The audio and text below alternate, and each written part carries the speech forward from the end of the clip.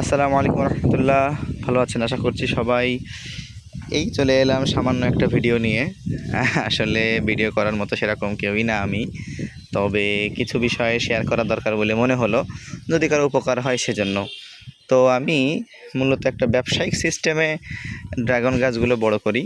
ব্যবসায়িক সিস্টেম বলতে ভাবাই যায় যে আমি হয়তো ব্যবসা করি, না সেরকম কিছুই না। তো গত ভিডিওতে দেখাইছিলাম 10টা-11টা ফুল থেকে আমার সুন্দর করে সবগুলাই প্রায় ফলে পরিণত হয়। তো বৃষ্টি থাকা সত্ত্বেও সেরকম একটা সমস্যা হয়নি। তবে দেখা যাচ্ছে আরও কিছু কাজে ফুল বাড়ে। হ্যাঁ, অনেকেই পেয়েছে। আশপাশে কিছু মানুষ যারা চাষ করেন আমার সঙ্গে, চাষ বলতে শখের বসে লাগানো, অবশ্যই ব্যবসার উদ্দেশ্যেও করে না, সেরকম বিক্রিয়াও অবশ্যই করার নিয়ে তো কখনো নাই। তবে যেখানে লাভ দেখা যাচ্ছে, যেভাবে আমি কিছুটা পেয়েছি টুকটাক ইউটিউব দেখে এবং নিজেও কিছু জিনিস বুঝে, হ্যাঁ, তো সেরকম কিছুই বলার সামান্য চেষ্টা করছি এই আর কি। তো আমি আমার আশপাশে যারা কয়েকজন লাগিয়েছিল তাদের থেকে দেখলাম আমার গাছে ফল বেশি আসছে। হ্যাঁ, এজন্য আমি চিন্তা করলাম হয়তো আমার বুদ্ধিটা খারাপ হয়নি। এজন্যই আসলে ওই যে বলছিলাম যে একটা ভিডিও বানানো দরকার। এখন সেরকমই একটা বিষয় বলার চেষ্টা করছি, সেটা হলো এই যে প্রত্যেকটা গাছে আপনারা দেখতে পাবেন, যখন মাটি থেকে হয়তো 3 ফুট কি 4 ফুট উপরে উঠিয়ে, এটা একটা জিও ব্যাগ, তো যাই হোক সেখানে কিছুটা উপরে উঠিয়ে দেখা যাচ্ছে এই যে ডালটা দেখতে পাচ্ছেন আপনারা, এই ডালটি কিন্তু অনেকটা ঝোলানো। হ্যাঁ, তো ঝুলে দেখতে পাচ্ছেন ততটুকু ঝোলানো আছে। এই ঝোলার পরে কিছুটা অংশ ঝোলার পরেই এই ডালটা কেটে দিতে হয়।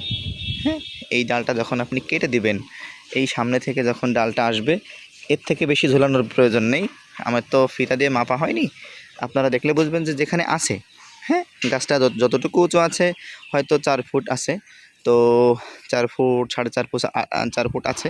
তো সেখান থেকে দেখা যাচ্ছে 2 ফুট ঝুলিয়ে দেওয়ার পরে আপনারা কেটে দিতে পারবেন। কেটে দিলে কি হয়, আমি এতে ফল বেশি পেয়েছি। ধরুন এই ডালটি যতটুকু এখানে আছে, এখান থেকে এসে ডালটি আরেকটু যখন বড় হয়ে ঝুলবে, আমি কিন্তু ওটা কেটে দিব।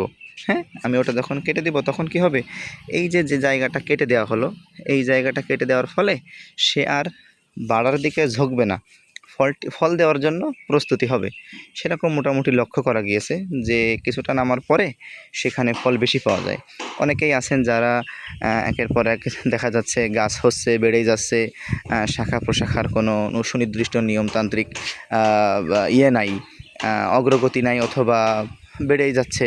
তো সেক্ষেত্রে অবশ্যই তাদের ক্ষেত্রে বলবো আমি যে কিছুটা সামনে আসার পরে আপনি এরকম করে দিন, সামনে থেকে আপনি এগুলো কেটে দিন। হ্যাঁ, এগুলো যখন আপনি সামনে আসলে কেটে দিবেন, তখন দেখা যাচ্ছে ওটা অনেক ফলপ্রসূ হবে। ও আর ফল দেওয়ার চেষ্টাই করবে, ও আর সামনে বড় হওয়ার চেষ্টা করবে না।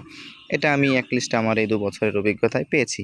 আর আরও একটা বিষয় লক্ষণীয়, সেটা হলো আপনার গাছ যখন একটা মোটামুটি একটু বয়স্ক হচ্ছে, তখন আপনার গাছগুলো কিন্তু ফল দেওয়ার জন্য উপযোগী। আপনি যদি এই কয়েকটা বিষয় খেয়াল করেন, একটু সার দিলেন, গত ভিডিওতে বলছিলাম যে আপনি গোবর সারটা একটু বেশি করে দিলেন, আর মোটামুটি সার্বিক যে বিষয়গুলো আছে, সামান্য সার দেওয়া বা না দেওয়া, হালকা একটু পানি, হয় সপ্তাহে 1-2 বার হলো, এতে বেশি পানি খায় না, তো আপনি আশা করি অনেক ভালোই ফল পাবেন। তো দেখা যাচ্ছে কয়েকবার গত এই যে সপ্তাহখানেক আগে অনেকগুলো ফল নেওয়া হয়েছে, সেখান থেকে আরও অনেকগুলো এই যে হয়েছে। হ্যাঁ, ফুল টুল হয়েছে, আরও কড়ি আসছে আশা করি, হয়তো চোখে আসছে না, তো আরও ফল আসবে। তো মূলত এরকমই, সামনে এসে কেটে দিলেন। আর আরেকটা জিনিস খেয়াল করতে পারেন, সেটা হলো আপনাদের ফলটা যখন গাছটা যখন বেড়ে যাচ্ছে, আপনি এই যে গোড়া থেকে এই গোড়া থেকে আপনি যখন ভেঙে দিবেন, এখান থেকে যখন আপনি ভেঙে দিবেন, এই যে এই গোড়া থেকে এই গোড়াটা আপনি ভেঙে দিতে পারেন, এই গোড়াটা ভেঙে নিচের দিকে ঝুলিয়ে দিবেন। মূল যে বিষয়টা বললাম, এই গোড়াটা ঝুলিয়ে আপনি দিবেন, ঝুলিয়ে দেওয়ার পরে তারপরে আপনি এই সামনের অংশ কেটে দিবেন। এই অংশ যখন আপনি কেটে দিবেন, তারপর দেখবেন এখানে ফল আসার সম্ভাবনাটা বেড়ে যায়। এটা আমার ব্যক্তিগত একটা ব্যাপার এবং এটাতে কাজও হয়েছে। তো ঠিক আছে, ভালো থাকবেন। একটু ভিডিও বড় হয়ে গেল, ভুলভ্রান্তি হলে ক্ষমা করে দেখবেন। আসসালামু আলাইকুম ওয়া রাহমাতুল্লাহি ওয়া বারাকাতুহু।